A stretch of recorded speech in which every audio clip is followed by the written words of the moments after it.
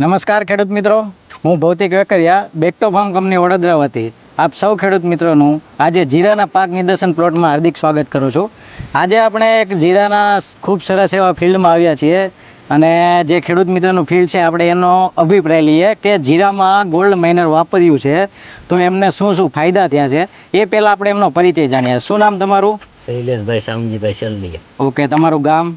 શેખપુકરિયા. અને તાલુકો જિલ્લો બી જણાવી દો. તાલુકો લાઠી, જિલ્લો અમરેલી. ઓકે, હવે આપણે આ જીરાનું વાવેતર કેટલા વીઘાનું વાવેતર કરેલું છે? 5 વીઘાનું. 5 વીઘાનું જીરાનું વાવેતર કરેલું છે. હાલમાં જીરાની જે ટાઈમ જોવા જઈએ તો કેટલા ટાઈમનું જીરું થઈ ગયું છે? 40 થી 45 દિવસ. 40 થી 45 દિવસનું ચાલુ થયું છે.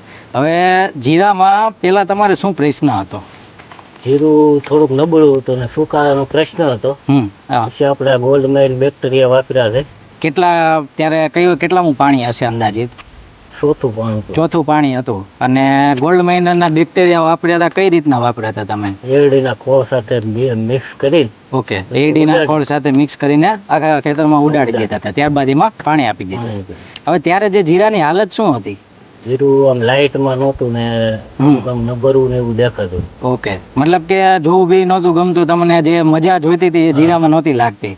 ઓકે, ત્યારબાદ ગોલ્ડ માઇનર આપ્યા પછી તમને શું ફાયદો થયો? ગોલ્ડ માઇન નાખ્યા પછી આમ ગ્રીનરી, એનો ગ્રોથ, હાઈટ બધું સારું દેખાય. અને બીજું જનરલી સુકારાનો પ્રશ્ન તમારે જણાતો હતો?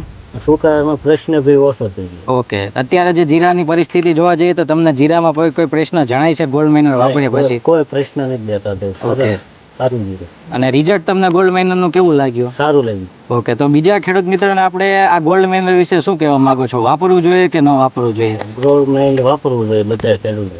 બેક્ટેરિયાથી ફાયદો થાય છે જનરલી, એ તમને જે આ વર્ષે તમને દેખાણો, બરાબર? દર વર્ષે તમે બેક્ટેરિયા વાપરો છો નકર? નહીં, આ પહેલી વાર ટ્રાય હતો. ઓકે, તો તમને આનું રિઝલ્ટ મળ્યું છે, બરાબર? અને આગળ બી તમે આપણે આ ગોલ્ડ માઇનરના બેક્ટેરિયા તમે બીજા જીરામાં બી વાપર્યું છે ને? હા. ઓકે, ધન્યવાદ ખેડૂત મિત્રો.